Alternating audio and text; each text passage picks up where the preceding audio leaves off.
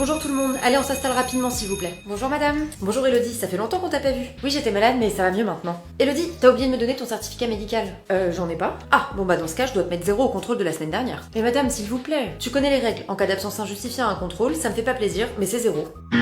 La loi est très claire, un professeur ne peut pas mettre 0 à un élève à cause d'une absence injustifiée. Et d'ailleurs, ils ne peuvent pas non plus te mettre un 0 ou réduire une note à cause de ton comportement en classe. En fait, l'idée c'est qu'on doit distinguer ton travail et ton comportement. Si tu as un comportement perturbateur ou que tu manques à tes obligations à l'école, tu peux être puni, devoir faire un devoir supplémentaire ou avoir une heure de colle, mais par contre les notes viennent apprécier un travail, et c'est pour ça qu'en principe, ton comportement ne peut pas affecter une note. Il y a autre chose qu'ils ne peuvent pas faire. Et d'ailleurs, pourquoi t'as pas de certificat médical? T'étais vraiment malade au moins? Oui, j'étais vraiment malade, j'ai demandé le certificat au médecin, mais il m'a dit que j'en avais pas besoin. Pas besoin? Mais bien sûr que si, t'en as besoin pour justifier ton absence. Bah c'est lui qui a pas voulu m'en faire un en me disant que c'était pas nécessaire.